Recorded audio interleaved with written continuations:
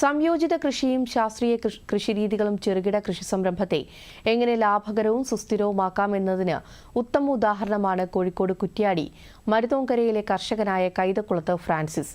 കായിക അധ്യാപകനായിരുന്ന അദ്ദേഹം വിരമിച്ച ശേഷമാണ് മുഴുവൻ സമയ കൃഷിയിലേക്ക് ഇറങ്ങിയത്. റിപ്പോർട്ടിലേക്ക്. മുള്ളംകുന്ന് ജാനകിക്കാട് റോഡിൽ വീടിന് ചുറ്റുമുള്ള 3 ഏക്കറിലാണ് ഫ്രാൻസിസ് കൃഷി ചെയ്യുന്നത്. ശാസ്ത്രീയമായി കുറ്റ്യാടി തെങ്ങിൻ തൈകൾ ഉൽപ്പാദിപ്പിക്കുന്ന കേന്ദ്രമാണിവിടം. സംസ്ഥാനത്ത് കൃഷിവകുപ്പ് വിതരണം ചെയ്യുന്ന തെങ്ങിൻ തൈകളിൽ വലിയൊരു ശതമാനവും കുറ്റ്യാടി തെങ്ങിൻ തൈകളാണ്. പ്രധാനമായും തെങ്ങാണെങ്കിലും ഇടവിള കൃഷിയും ചെയ്യുന്നുണ്ട്.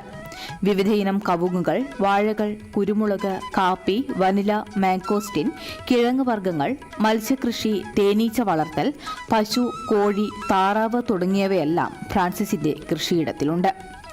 പ്രതിവർഷം 15 മുതൽ 20 ലക്ഷം വരെ സംയോജിത കൃഷിയിലൂടെ ഇദ്ദേഹം വരുമാനം നേടുന്നുമുണ്ട്.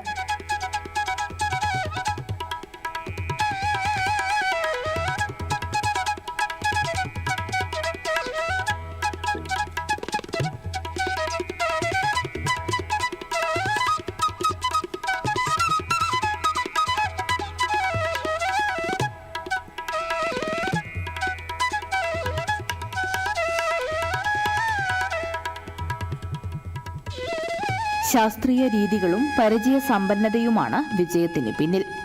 അരനൂറ്റാണ്ടോടടുക്കുന്ന കാർഷിക മേഖലയിലെ അധ്വാന മികവാണ് ഈ നേട്ടങ്ങളുടെ കാരണമെന്ന് ഫ്രാൻസിസ് പറയുന്നു. മുഴുവൻ സമയ കർഷകനാവുകയായിരുന്നു ചെയ്തത്.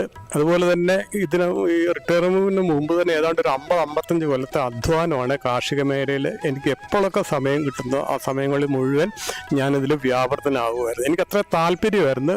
2015 റിട്ടയറിന് ശേഷം എനിക്ക് 3 ദേശീയ അവാർഡും 2 സ്റ്റേറ്റ് അവാർഡും 5-6 ജില്ലാ അവാർഡുകളൊക്കെ ലഭിക്കുകയുണ്ടായി. ഇതിനകം 3 ദേശീയ അവാർഡുകളും 2 സംസ്ഥാന അവാർഡുകളും ഉൾപ്പെടെ കാർഷിക മേഖലയിലെ ഒട്ടേറെ പുരസ്കാരങ്ങൾ ഇദ്ദേഹത്തെ തേടി എത്തിയിട്ടുണ്ട്. 2019 നാളികേര വികസന ബോർഡ് MD ആയിരുന്ന സുരേഷ് ഗോപി തന്നെ സന്ദർശിച്ചിരുന്നുവെന്ന് ഫ്രാൻസിസ് പറഞ്ഞു. എൻ്റെ ജീവിതത്തിലൊരു മഹാഭാഗ്യം എന്ന് പറയുന്നത് 2019-20 കൊറോണയുടെ സമയത്ത് സുരേഷ് ഗോപി അന്ന് നാളികേര വികസന ബോർഡിൻ്റെ MD ആയിരുന്നു. അദ്ദേഹം എൻ്റെ ഈ ഭവനത്തിൽ ഈ കാർഷിക മേഖലയിൽ ഈ ഗ്രാമത്തിൽ വന്ന് ഒരുപാട് ദൂരം താണ്ടി എന്നെ കാണാനും എന്നെ ആദരിക്കാനും എത്തുകയുണ്ടായി. ഇനി കഴിയുമെങ്കിൽ എന്നെങ്കിലും പ്രധാനമന്ത്രിയിൽ നിന്നും ഒരു ഷോളെങ്കിലും അണിഞ്ഞ് അഭിനന്ദനമേറ്റുവാങ്ങണമെന്നാണ് ഈ കർഷകന്റെ ആഗ്രഹം. അനൂപ് കുമാറിനൊപ്പം ശരണ്യ അനൂപ്, ദൂരദർശൻ, കോഴിക്കോട്.